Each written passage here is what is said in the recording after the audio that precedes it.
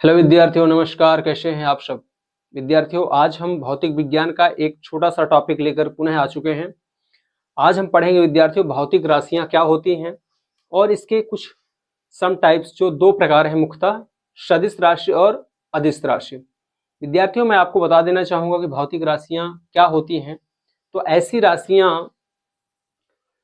जिनका मापन किया जा सकता है विद्यार्थियों भौतिक विज्ञान के नियमों के अनुसार, उन्हें हम भौतिक राशियां कहते हैं, फिजिकल क्वांटिटीज कहते हैं। ओके, कहने का मतलब जो मापन योग्य हों, जिन्हें मापा जा सके, ठीक है, उन राशियों को ही हम, उन मात्राओं को ही हम क्या कहेंगे? भौतिक राशियां कहेंगे। अब इसके दो प्रकार हैं मुख्यतः विद्यार्थियों। एक होता है सदिश राशि, जिसे हम वेक्टर्स कहते हैं अंग्रेजी में, और एक होती है अदिश राशि, जिसे हम स्केलर्स कहते हैं। ओके, तो वेक्टर्स क्वांटिटीज और स्केलर क्वांटिटीज क्या होती हैं, अर्थात सदिश राशियां और अदिश राशियां क्या होती हैं, इसके नाम में ही आपको इसका आंसर मिल जाएगा विद्यार्थियों। कहीं आपको ढूंढने की आवश्यकता नहीं है, ठीक है। तो सदिश का मतलब क्या? सास को हम सदिश को यदि तोड़े विद्यार्थियों, सदिश मैं यहां पर लिख देता हूं, श और ये दिश, तो सा को अलग करें और दिश को अलग करें, तो सा से हम ले लें क्या? सहित। क्या ले लें? सहित, और प्लस दिशा। दिश को हम पूरा लिखें तो क्या हो जाएगा? दिशा। तो राशियां जिन्हें हम दिशा सहित बताएं, ठीक है, ऐसी राशियां जिन्हें हम दिशा सहित बताएं, अर्थात जिनमें मात्रा तो होती है लेकिन उन मात्राओं को व्यक्त करने के लिए दिशा की भी आवश्यकता होती है, तो उन्हें ही हम क्या बोलेंगे? सदिश राशियां। ठीक है, ऐसी भौतिक राशियां जिन्हें व्यक्त करने के लिए परिमाण के साथ साथ, अर्थात मात्रा के साथ साथ, मैग्नीट्यूड के साथ साथ उसके दिशा को भी बताना आवश्यक हो, उन्हें हम वेक्टर क्वांटिटीज अर्थात सदिश राशियां कहेंगे। ठीक है, अब इसके उदाहरण हम समझ लें विद्यार्थियों। तो हम वेग जानते हैं, बल जानते हैं, संवेग जानते हैं, त्वरण जानते हैं। ओके, तो वेग, बल, संवेग, त्वरण, इनमें आपको थोड़ा सा मैं याद कराने का यदि ट्रिक देखूं विद्यार्थियों, तो इनमें सब में वाह वाह वाह, वेग में भी वाह, बल में भी थोड़ा सा हम देखें तो वाह आ रहा है, बल, संवेग में भी वाह आ रहा है, त्वरण में भी वाह आ रहा है। तो हम एक ये वाह वाली लाइन का थोड़ा सा दिमाग में यदि क्लिक करें तो ये हमारे ट्रिक का काम कर सकता है।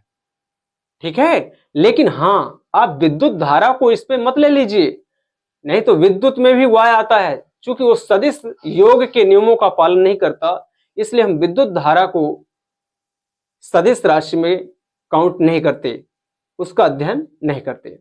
ठीक है, तो वेग, संवेग, ठीक है, त्वरण, बल, इन्हें हम क्या कहेंगे? सदिश राशियां। अब हम बात करें विद्यार्थियों अदिश राशि की, स्केलर क्वांटिटीज की, ये क्या होती हैं? तो इसमें भी यदि हम देखें विद्यार्थियों, इसको आप देख लिए, ये मैंने इसको यहां पे दिखाया है, सदिश को अदिश, अदिश। तो आ को हम देखें और दिश को देखें, तो आ से हम ले लें क्या? फिर वही वाला अनुपस्थित, जिसमें दिशा अनुपस्थित हो, जिसमें दिशा को न बताया गया हो, ठीक है, या न बताया जाए। तो ऐसी भौतिक राशियां जिन्हें बताने के लिए दिशा की आवश्यकता ना हो, आ से ही हम ले लें, दिशा की आवश्यकता ना हो, अर्थात दिशा अब्सेंट हो, केवल और केवल मात्रा बताई जाए। ओके, तो ऐसी राशियों को हम क्या कहेंगे? अदिश राशियां। ठीक है, तो अदिश राशियां जिन्हें व्यक्त करने के लिए हमें केवल और केवल परिमाण अर्थात मैग्नीट्यूड की आवश्यकता होती है, दिशा की नहीं, उन्हें हम अदिश राशियां कहते हैं। ओके, अब मैं इसके यहां पे एक उदाहरण बताऊं विद्यार्थियों। तो चाल बराबर दूरी बटा समय आप जानते हैं। चाल आप जानते हैं क्या होती है? किसी वस्तु के द्वारा या किसी भी पिंड के द्वारा एकांक समय में तय की गई किसी भी दिशा में चली गई दूरी, किसी भी दिशा में तय की गई दूरी को ही हम क्या कहते हैं, चाल। और इसमें आपको अदिश राशि के 3 एग्जाम्पल मिल जाएंगे, चाल, दूरी और समय। तो ये एक छोटा सा क्लिक कर सकते हैं कि आपको अदिश में से चाल, दूरी और समय, समय को बताने के लिए भी कोई दिशा की आवश्यकता नहीं होती है। दूर क्या, पथ की लंबाई को ही तो दूरी कहते हैं हम। तो क्या होगा, ये पथ की लंबाई दूरी होगी। समय को भी बताने के लिए दिशा की जरूरत नहीं है, चाल को बताने के लिए भी दिशा की जरूरत नहीं है। तो चाल, दूरी, समय, यहां से 3 चीजें, एक ही सूत्र से 3 उदाहरण आपको याद हो जाएगा, चाल, दूरी और समय। इसके बाद विद्युत धारा की बात मैंने कर ही लिया कि वो भी एक अदिश राशि है, सदिश योग के नियमों का पालन नहीं करती। कार्य भी एक अदिश राशि है, ठीक है। तो इस तरह से आप इनके एग्जाम्पल मैंने यहाँ पे बोर्ड पर सबमिट कर दिए हैं। और विद्यार्थियों, मैंने लिखा है ताप, दाब और घनत्व, तो ये भी अदिश राशियों के ही एग्जाम्पल हैं, इन्हें भी आपको याद रख लेना है।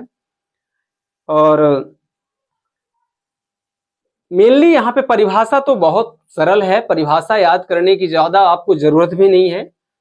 और यदि हाँ बिल्कुल, आप यदि एग्जाम किसी बोर्ड एग्जाम पे हैं, किसी होम एग्जाम पे हैं, तो वहां पे इनको लिखना पड़ेगा। तो ये ट्रिक बहुत बढ़िया काम करेगा आपका। आज से आप ले लेंगे क्या, अनुपस्थित ले लें विद्यार्थियों, अनुपस्थित। और क्या अनुपस्थित, तो दिशा अनुपस्थित। क्या अनुपस्थित विद्यार्थियों, तो दिशा अनुपस्थित हो। तो राशि जिसमें हम दिशा को ना बताएं, दिशा अनुपस्थित हो, ऐसी भौतिक राशि को हम क्या बोलेंगे, अदिश राशि। ठीक है विद्यार्थियों, आप इसका एक स्क्रीनशॉट ले लें। चलिए, आशा करता हूं आप इसका स्क्रीनशॉट ले चुके होंगे। और विद्यार्थियों, यदि आपको मेरी क्लास अच्छी लगती है, मेरे समझाने का तरीका आपको अच्छा लगता है, तो मेरे उत्साहवर्धन के लिए विद्यार्थियों मेरे क्लास को लाइक करें और अपने सभी दोस्तों तक इसे शेयर करें। और यदि चैनल पर नए आए हैं तो चैनल को सब्सक्राइब कर लें विद्यार्थियों। धन्यवाद।